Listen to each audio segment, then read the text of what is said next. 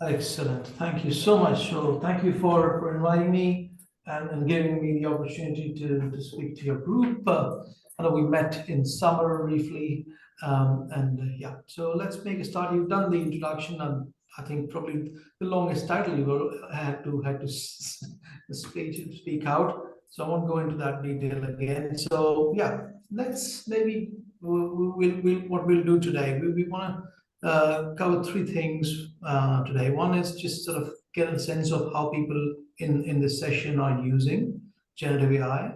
And then we might do a little bit something for fun, just try and explore the prompting techniques that we use on the generative AI mind, on our own minds, and see how, to bring you up, in the same sort of frame of mind as I am about mind metaphors and what I am seeing them as, so that you can experience it and then apply it into your actual practical use of the generative AI. And then I have some results from those several people that I have been training in my institution using the mind metaphors for creation of some lecture notes and questions and things like that.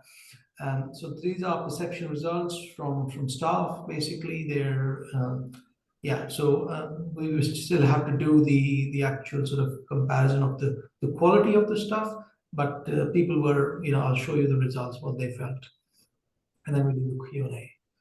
Okay, so I can paste the link. Actually, might be easier, or there's a QR code for this form that I want people to go on to.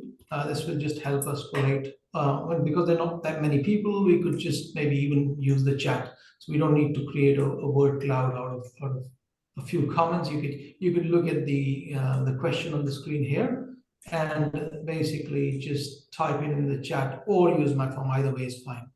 So what I want you to think for a minute is, what word describes best the quality of answers or generated content that you generate using your favorite GenAI tool? So in the chat or in the form, whichever, yeah, please think about that. Whatever comes to mind, don't overthink it, just say it in the chat. Generic, it's not a bad thing, yeah. What else? Keep thinking. I mean, you could put multiple words if that's what you want.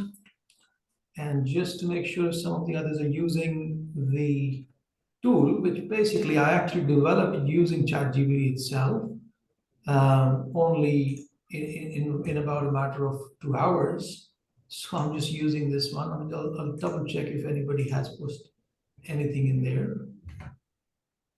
If not, then yeah, so probably not. So that's fine. That's okay. Wait a minute. Right. So where is the chat gone now? Yeah. So generic, superficial, fair. Okay. So these are some of the words. And now I want you to do the same thing for, what happens if it gives you something wrong? What do you do next? What's your reaction to it in terms of your next sort of prompting or your thinking and so on? What do you actually do when you get a wrong answer from ChatGPT or other tools? So you query, you mean you continue with the prompt, you say it to correct it or something like that, yeah? Okay, what else?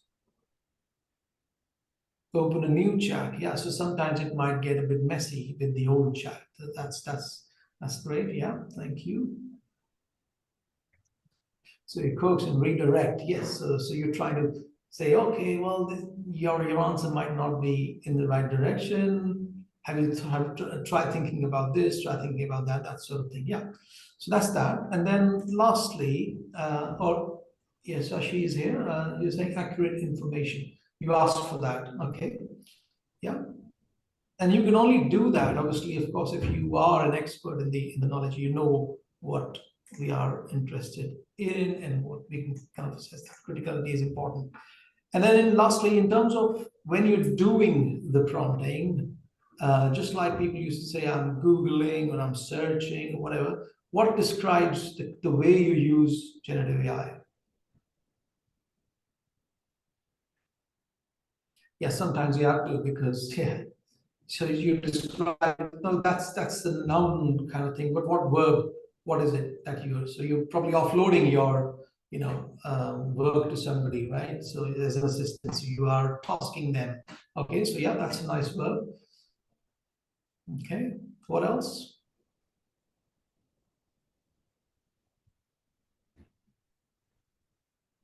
So productivity, so you're getting somebody to produce something, so again, assistant, yeah, fantastic. Or you could say that it is supporting you become more productive and so on. Okay, anything else that comes to mind, people's minds?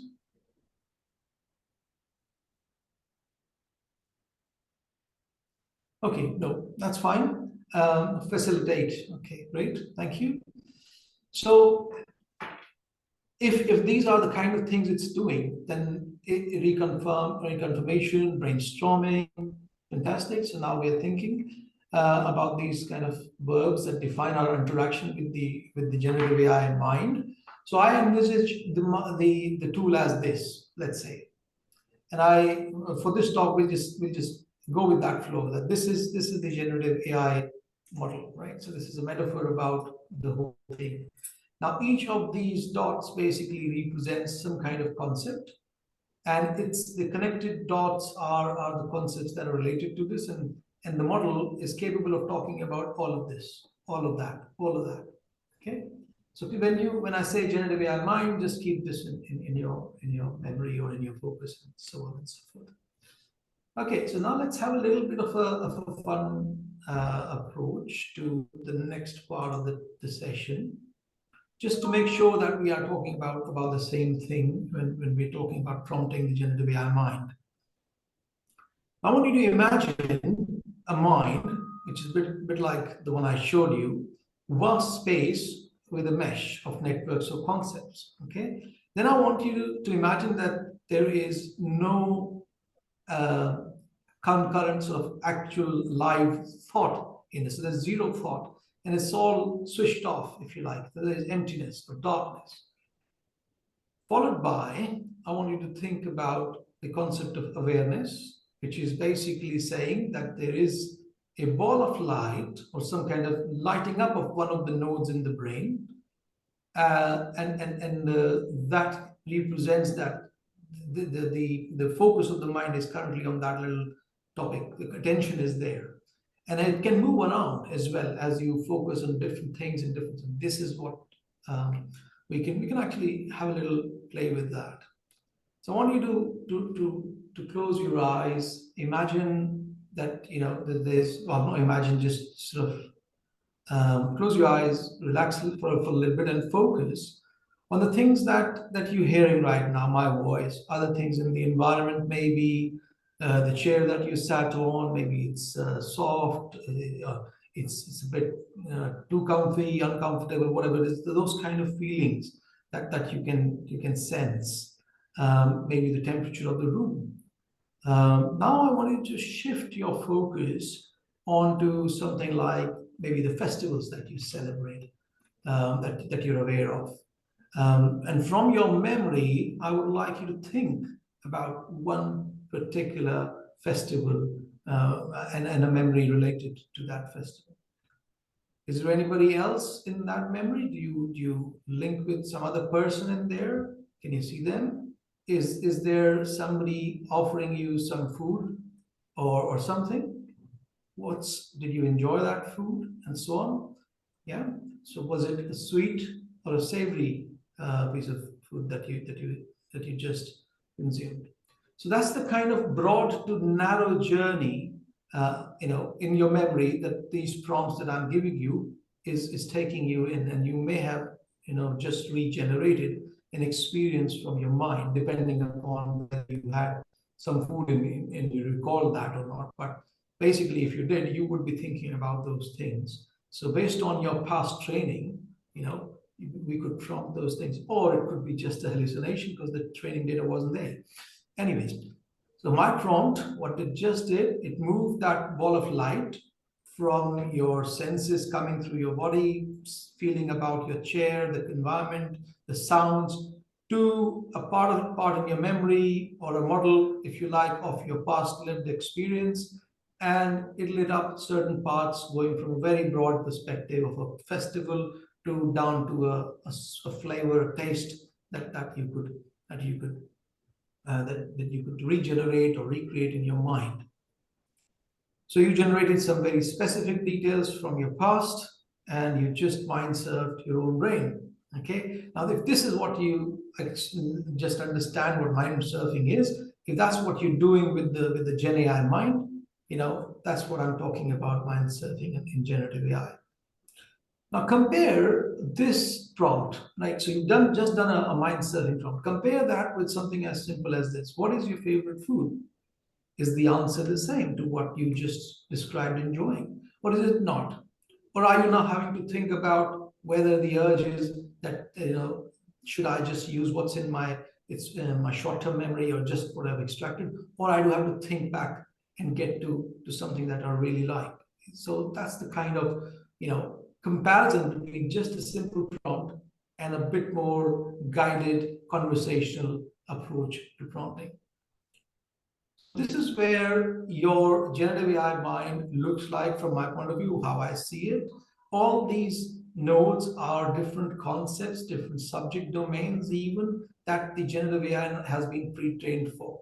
And your prompt has the access to some of these nodes, depending upon what you put on the prompt. If your prompt is very, very basic, simple, and focused on one particular area, then you might be able to access that particular area. But that's not all it will give you in response to it. The way you structure your prompt, it might give you some output, and using the output of those prompts, the things like concepts, sub-concepts, ideas inside the output of the generative AI mind, you could use them just like I was using, if you see the bold words. So memory, festival, memory repeats, who else, someone kind of repeats, and then food repeats, and so on. So you are using these words that are produced by the output of the previous prompt into the next prompt, so that you are actually doing this surfing from one concept to the other, as the generative AI mind has actually told you. So then your next prompt is going to be much more loyal in terms of its knowledge, in terms of its capability to say something back to you.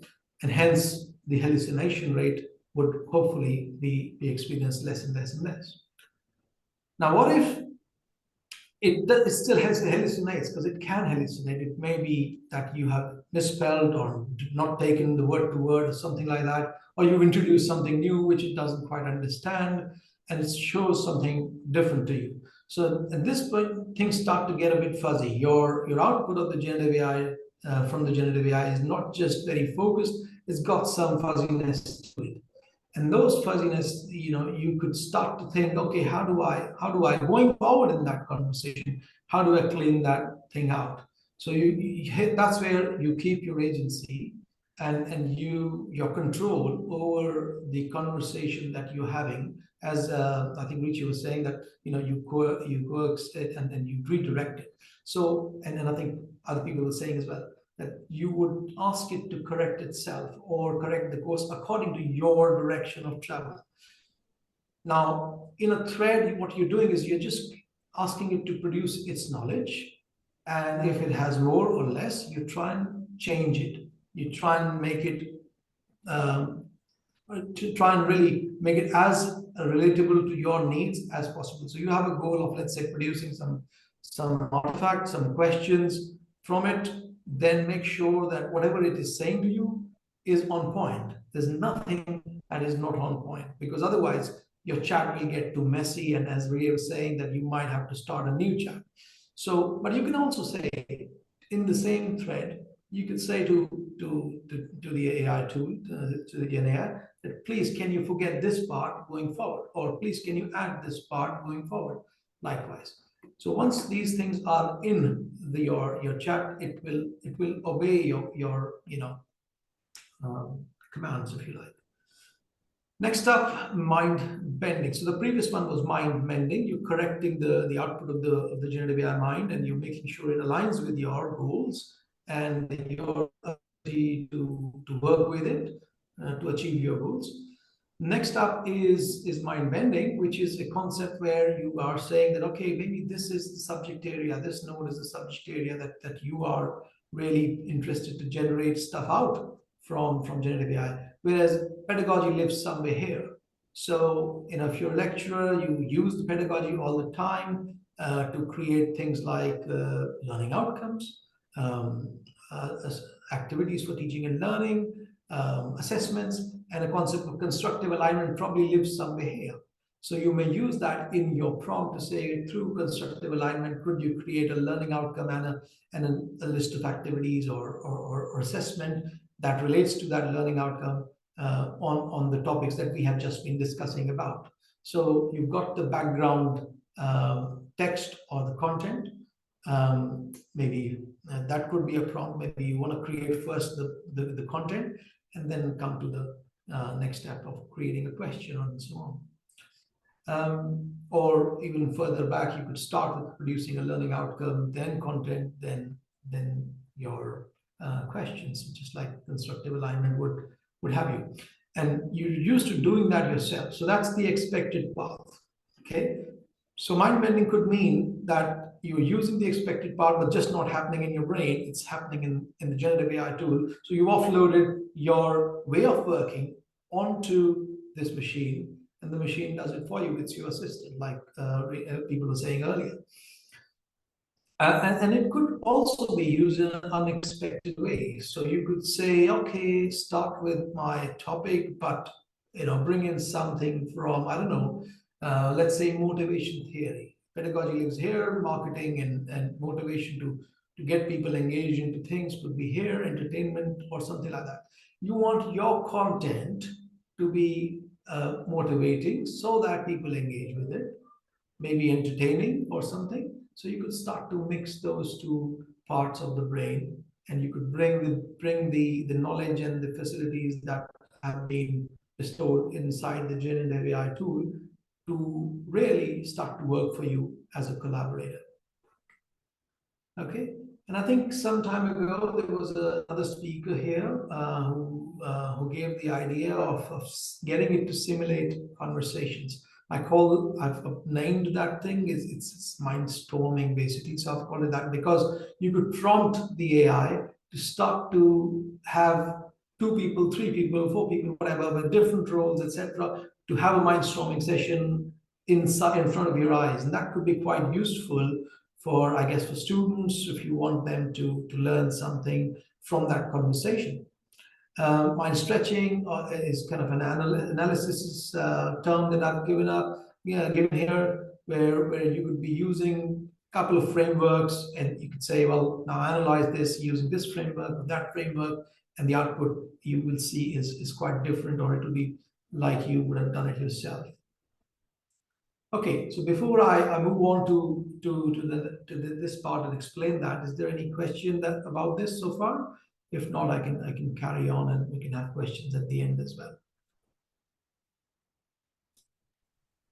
So perhaps, Mahesh, could you maybe give a quick summary of just a line or two for each one of these techniques? I think there are 4 in total. Yes. So in one go, just give a quick summary of what each one is, please. Okay. So mind surfing is really to get the generative AI to spit out its own language. So it says things that, these are the things that you need to consider for what you are interested in.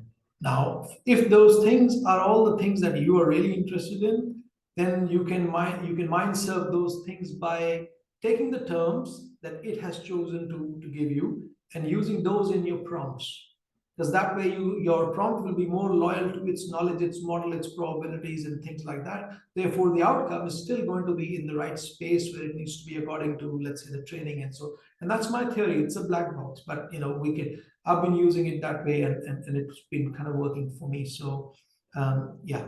So that's mind surfing. You're surfing the ideas, what's being presented to you by the mind itself. You're not prompting something from your own head.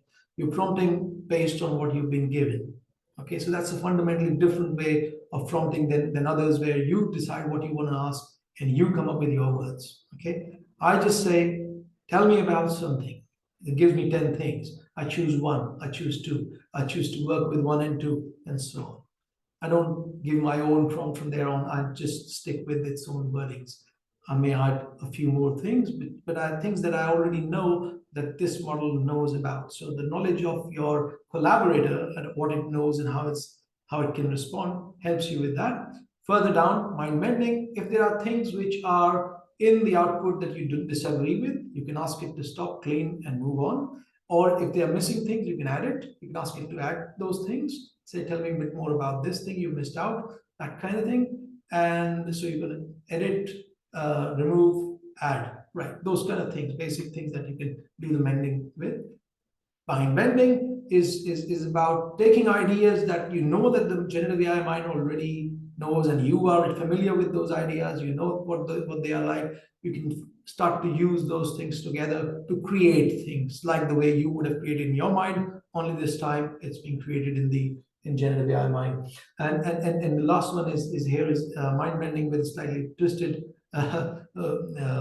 definition of using something completely irrelevant, which you would not even have thought about, but your collaborator has the capability, which is GenAI mind, has the capability to think about it in those terms. So you can bring that in. Okay.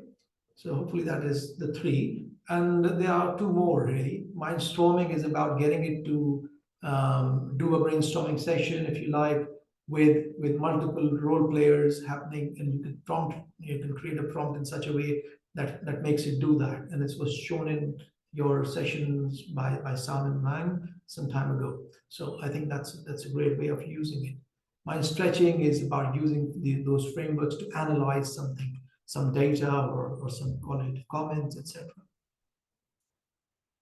Is that okay? Yeah. That's great. Thank you. Okay, so now I come to this training session, this whole thing which I've just explained to you. Then I get people to come into an online room and give them some prompts that I have written, which are based on then, which are then tailored to their subject area. So I get them to iterate over things and and use those prompts live in a session. And they use those prompts and then they create, first of all, some learning outcomes, followed by some lecture notes, followed by some common mistakes related to those lecture notes, followed by some multiple choice questions, which are based off of those common mistakes, if you like. So all of that is ready, for the session to begin. And yeah, people come in, and this is the demographics. Basically, they were 37%, 35% male, 64% female. Age and experience scatter plot over here in front of you, and this is the age profile, if you like, of the people who I have so far collected data from, but I've definitely got a lot more trainees so far covered. Now I have started this as a one-to-one so that I could perfect my data collection tool and so on and so forth. And then I've sort of gone from up to 20 people at a time. Their backgrounds, people from nursing, engineering, policing, business management, science, computing, all of these different population numbers have been part of this collective study. Their experience with generative AI, you can see it's a nice spread. People are not so familiar to very, very good at somewhat good, and I don't know what I'm doing, or certainly not familiar, that sort of thing. This was before, and this is after the training, if you like. Now their familiarity for teaching and learning work before, and familiarity or readiness to integrate it into teaching and learning after the training, after this kind of mind journey training. Their confidence level in creating multiple choice questions, particularly, was measured here. As you can see, 39 people out of the 42 are saying, yeah, I'm pretty confident I can do it now. I have the prompts, I know what to look out for, I know how to nudge the AI in the right direction with mind mending. And these three reasons for this didn't quite specify anything. One said I have additional needs, so this is probably the limit of my experience with this tool, so I won't be using the tool much more than best because of my limitations. And then one person said, well, maybe I need to go back, try more, and then I'll be able to say yes or whatever. Then, in terms of the satisfaction rates from the survey, from the workshop is 4.5 average. As you can see, this is where we are. Satisfaction with the questions themselves, or the technique, sorry, not the question themselves, the technique of using GenAI to create multiple choice questions, very similar. Then I looked at the kappa statistics, which is basically the agreement between the output that the GenAI gives and the person who's generating that, their agreement, if you like.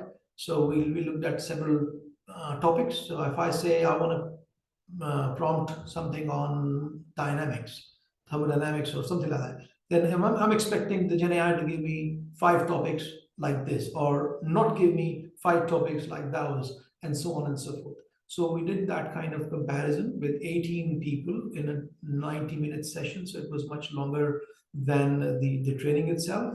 So this was an elongated training, if you like, where I just did that for collection of this data. What I noticed there was the median kappa was 42%, and this was on just after one prompt, right? So because we asked them first to spell out what is it that they expect, and we said put the prompt in, now collect the data whether or not your expectations were met or not, right?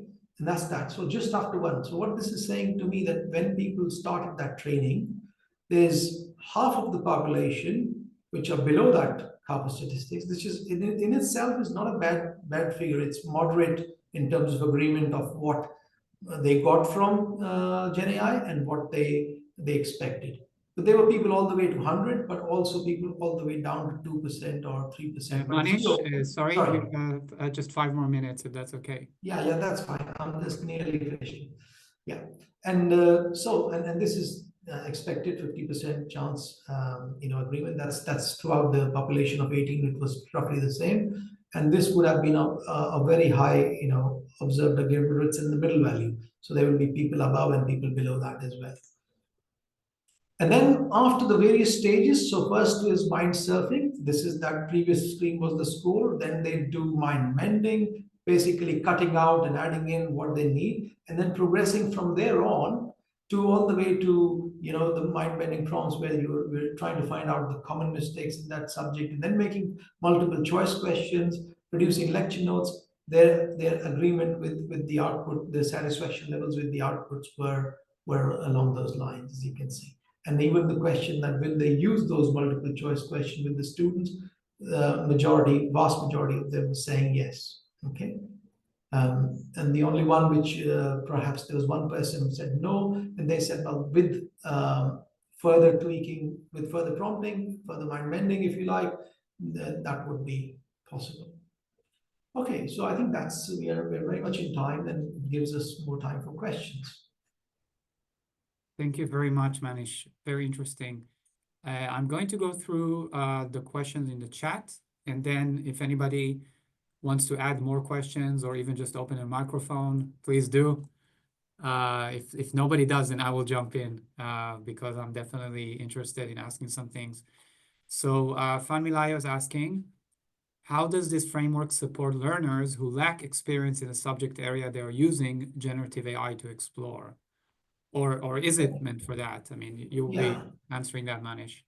No, I would say in some parts of the frameworks only for experts, because you're doing mind mending, and that role is probably not suitable for people who do not have the experience or the knowledge in the subject area. However, the prompts could be structured in such a way, in particularly what the mind storming framework the element of the framework mind storming allows you to do, is to create a conversation between, let's say, a very well read professor, maybe even a professor from Oxford, who's giving a tutorial to 2 of his students, let's say, right? And those 2 students are, in your prompt, you say, well, they will be using common mistakes to respond to the professor's questions. So that way, the student could actually, A, get familiar with the mistakes, when they use it for their learning, and B, even learn from the professor's response. So it's not completely impossible to use it, but you have to then create some kind of generative AI literacy sessions for your students to be able to, show them how they can use it. And in case, obviously, it's still wrong, then that's the issue. Okay. Yeah. So it's not entirely straight away give it to students and then that'll be fine, But there are ways to make it happen. Thank you. Am I right to say this framework is meant specifically for instructors, less so for students? Or is that I think not that's necessarily the very case? much the same question, isn't it? I mean, I've just Yeah. said, yeah. So it's basically staff or experts basically who know their field, and you want to offload your cognitive work to this tool as your collaborator or your assistant, if you like, and you're really making sure that nothing goes past your critical, by doing the mind mending at the right time. Yeah. I see. So just another question, because you've discussed 5 different techniques and you showed us a study having to do with designing multiple choice questions. So which of the techniques did those participants use? And can you maybe walk us through Yeah. one example of how you implement one of these techniques, or just, a combination of those techniques to create a multiple choice question, for example? Yeah, so as I'm saying here, I'm available for doing a workshop, but let me go back and give you just a little bit of an insight into what the so for example, I'll bring you here, participants, right? There you go. So these are the stages I take them through, right? So first of all, they create learning outcomes related to, I don't know, maybe a topic that they want to create questions for. Through constructive alignment, you would know that from your learning outcomes to whatever content you give them to whatever assessment you give them, they should all be aligned. Okay. Now, in that alignment, of course, students being students and lecturers, the way they teach would make the common mistakes slightly different as well, right? So I'll my prompts will really get people to make the tool do the things which they're doing in their head. So if let's say I am going to design multiple choice questions, I need to know the pedagogy behind it. I need to know that the options in the multiple choice questions need to be of a certain nature. That one option should be in conflict with the other, with another, so that real discernment can be tested, so that you're able to choose the right option by negating the conflict that you have in your mind, if you know the correct answer, if you know the subject well. So that is a good multiple choice question, and you can read about how to design good multiple choice questions from the literature on it. And though that seems to be what it's pointing to. So I'll use that in my previous stage, which is say, I need to know what mistakes people make and why do they make those mistakes. So I will get a list of those in my prompt. But even so, the mistake needs to be relevant to some topic, some content. So I will, in the previous step, I would get them to create some lecture notes on those topics. And that topic itself should be related to what is it that you want the students to be able to demonstrate? What are your learning outcomes or learning objectives, if you like?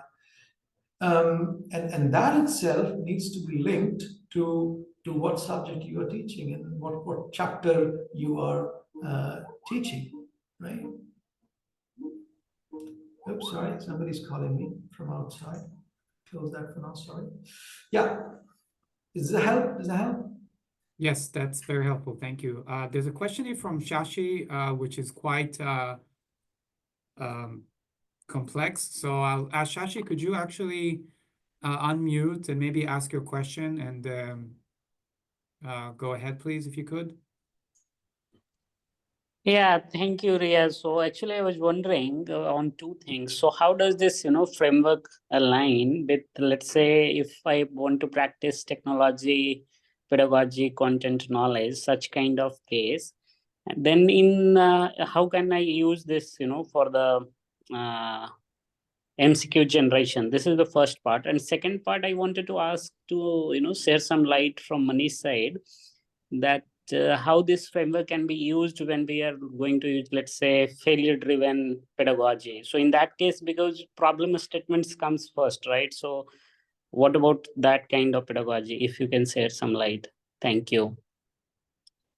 Okay, nice questions, Shashi. Thank you for those. I think what you're saying is, how does the framework align with TPAC framework, if I heard it right?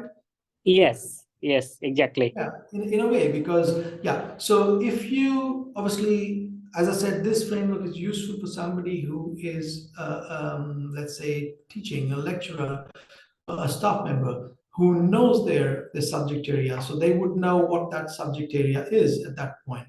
Now, within that subject area, they may even know what topic they want to create those questions on. Okay, so from there, they are now not really sure, let's say, how do I frame, how do I design a learning outcome? So their pedagogical knowledge or even sort of educational knowledge is, let's say, limited. Okay, but they know their subject, so they've chosen the subject and they know what are the topics that they want to teach, right? So they will do a mind surf at that point, and they will say, okay, Mr. Generative AI, or whatever you are, you just, can you give me some things about this particular topic? It'll spit out some words and some sentences. You could choose to work with all of them, or some of them, or add some of your own ones through mind mending, and then say to it that, can you create a learning outcome or learning outcomes using, I don't know, you can even bring mind bending here, because Bloom's taxonomy is a framework that lives very much inside the generative AI mind. You can be sure of that. So you could pull that out. You can say, okay, can you use Bloom's taxonomy to create a learning outcome for this particular topic, to cover the details in this topic? So it comes up with that. Okay. Now, once you've got that, you can then use, yeah, so you've got the content knowledge, you've got the technical knowledge is knowledge is about using generative AI, using this framework itself. Okay, so we are using it in the same way as an assistant, but pretty much offloading our cognitive processes onto it, and we are telling it what to do, and that's the pedagogical knowledge. Informed by the pedagogical knowledge, learning outcomes, then basically what sort of things do you want to put in the lecture notes? You want to put some scenarios, some examples, some worked out problems. This is what you're going to give to your students, right? So that they can learn the topic themselves. So you ask it to design. You never necessarily have to give these lecture notes to the students to test them on the knowledge. You teach them like you do in the class, but you may choose to give it to them. And but before, what will be very, very useful to you as a lecturer is to know what mistakes the students might make in the process when they're learning this content. So you can ask generative AI to simulate that for you. So it might come up with those things. So I don't know, it's kind of the same thing that I've said before, but does that throw a little bit more light on your first part of the question? Yeah, thanks, Manish. Yes, this is exactly what I was thinking about. And Okay. one thing I think that, as you mentioned, that if it can, if generative AI can create or assume already that what the students can make mistakes, and as a teacher, if we already know, then it would be helpful for us also, when we are going into this failure-driven pedagogy, because in that cases we have to already know that, okay, students are going to make this kind of mistakes, so that we can already plan solutions for them. So I in that have, case yeah. also it will be very useful. What do you think? I have seen at least, as many smiles as the number of people that I trained, big smiles, big grins from year to year when I reached this part. Okay, so the prompt is, it's along the lines of, okay, here are the lecture notes. Can you tell me what are the common mistakes students make at this point? And then as the staff were looking at the list coming in front of their eyes, they're going smiling because that's what their experience is telling them. This is right. This is right. Okay, sometimes it will miss a few things, but it'll give you an awful lot. What it misses is, and it's still in your head that you know that it has missed it, bring in mind mending again at that point. Say, by the way, you missed out this mistake, which my students make. I don't know about you, but my students make these mistakes. And I want you to inform the question design based on that, right? So that's the failure part, because you're aware of that. But again, what I think maybe you're mentioning to Manu Kapoor's failure, the productive failure part, I don't know. But if Exactly, you got. Yes, I'm talking about productive failure. Yes. Yeah, so if that's what you're interested in, that's more, that can be used actually to do something completely different. I mean, I'm happy to talk to you outside. But basically, he talks about 4 A's, if I may, awareness, activation, awareness, something else, and then assimilation. I can't remember the third A. But anyway, so yeah, those frameworks again. If let's say generative AI is not familiar with framework, that's what I found. That the generative AI was not able to give me an answer of all those 4 A's for this productive failure framework when I tried. So I actually gave it the content. It was happy to learn. It learned and it remembered for the next rest of the conversation. So really, mind mending is about just that. So things that AI miss out or is not capable of dealing with on its own, you have the agency to bring it to its knowledge, because the context window, the chat that you are doing with it is still there. It's going to affect what it produces next. So make use of that is my 2 cents on that. Yeah, thanks, Manish. Thanks a lot. And I think that giving names to these approaches or ways of working with the generative AI is very helpful, right? That being able to say, this is what I'm doing now, this and when are different approaches better? We should shift our own way of thinking as well, our own way of working with the generative AI accordingly. Could you just maybe clarify something for me, Manish? Because in your abstract, there were 4 ways mentioned, but if I'm not mistaken, you've mentioned 5 ways. So which one are we missing? Or is it I one think that's the split into 2? mindstorming is missing. Oh, mindstorming. Okay. It's about simulation. I think I didn't want to claim that as mine, because it's kind of mentioned by somebody else who came Oh, before. I see. So what's the difference between mindstorming and mind bending in that regard? Yeah, the mindstorming is just about taking giving multiple roles to the generative AI to make it pretend as 5 people. I don't Okay. know. You could have a head of school, a deputy head, a quality head, a research head, and a learning and teaching head, all debating a policy in the room in front of your eyes as a lecturer. Or it could be students watching conversation between an Oxford professor and 2 mentees who've been primed to make mistakes, and you learn from that interaction. So something like that.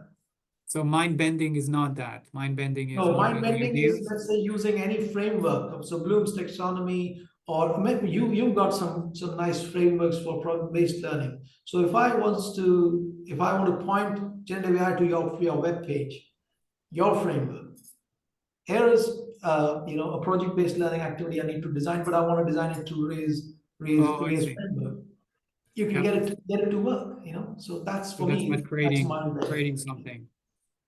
Yeah, I because see. your framework is not in everybody's mind, but it needs to be if they are in project-based learning. I think so. But the generative AI can actually pick it up from your website and start to use it in the design of things. I see. Very interesting. Does anyone have any other questions or comments or things they would like to bring up? I have one thing to ask, but I want to give other people a chance, and we still have a few more minutes. Okay, so I will ask Manish, what are you working on now or planning to work on in terms of your research or workshops when it comes to this? Also, see, did you also evaluate the framework? So let's put the 2 questions together, I guess, which is, in terms of current studies or planned studies, there any ways you want to evaluate or expand on the work that you're doing? Yeah, I think I've got plenty of data for the training part on the staff side, but I haven't got the student side. So I would love to be engaged. In fact, I'm already doing some work with our course reps here. And that's where when I showed them the framework for mind surfing, they were impressed by that. But then when I showed them the mind storming one, that maybe got them even more interested, because obviously, as asked by one of your guests about how it can help students, and you asked that same question as well. So yeah, perhaps collecting thoughts from students after making use of this in this way. So simulation in front of them, between a professor and two students, again using common mistakes. So this is all pedagogical knowledge being put to practice, if you like. Yeah, so I'm quite interested in that side of thing. And I'll also build a system which is called as computer orchestrated group learning environment, which basically orchestrates interaction between people. So this is interaction in real world, not in the simulated world, if you like. And that I'm collecting some data for that. In fact, I published some work on that before. Yeah. So there are many other projects as well. I'm sure we can discuss those. Excellent. So does anyone else have any other questions or comments before we end today's session? I must thank Manish and also Shashi, and also Rio, of course, because of I got so many ideas basically while you were talking, and I was also checking simultaneously the productive failure. I have, like, this is the first time I'm hearing about it, and I intend to read about it. It seems a very good framework. So thank you so much, all of you. Yes, it's first time for me as well. So Shashi, I don't know if you have time in the next 2 minutes, maybe you can drop a link or something about Yeah, that as actually, there is a professor called Manu Kapoor, and he wrote a whole book on productive failure. He has been practicing productive failure since almost 2 decades. So you should definitely check it out. So the difference is that it comes from the learning theory of, rather than a scaffolding in the incremental order, it comes in the backward side. So rather than giving the instruction to the student, you put the students in such situations where you provide such challenges where as instructor that they will fail for sure. And you intentionally let them fail, and then you instruct them and handhold them towards the right, right solution. By the way, there is a pedagogical trick, which is you ask a question that many people will get wrong in the class. Exactly. Then you give them the right answer, and people remember this because it's tied to the feeling of embarrassment or yes. So pride it's or surprise. actually activating your prior knowledge and then Yes. hooking up with the current And knowledge. emotion as Yes. well. That's Yeah, part that of was the third one. It was effect. Yeah, now you reminded me. The third element of the framework. So it's first of all activation, okay. prior knowledge, then awareness that there is a emotion, gap, feeling, yeah. and then effect, and then assimilation. So as Shashi was saying, you handhold or you teach them. Yeah. But I think from generative AI's perspective, the hand-holding and the teaching element in a self-directed learning situation may not necessarily involve, the same processes. Yeah. Yeah, and thank you, Manish. I think this really opened at least my mind to just how diverse the different ways that we can use generative AI are, whether it's for course design or item design or learning design in general, instructional design, but also for self-directed learning. And obviously we can use these mind techniques in various ways. I'm sure there are many ways that you're thinking of that you haven't implemented yet, but it's been very illuminating. So Yeah. I will leave you, Manish, just if you want to give a few final words before we end the session. Thank you I'll very sign much. off. I started out writing a book which kind of covers all the academic sort of life aspects, whether it's teaching, administration, research, or whatever. The framework fits nicely and can have impact on each one of those areas, as you're hinting. And you're absolutely right, So I hope people are able to benefit from this. And yeah, thank you very much for inviting.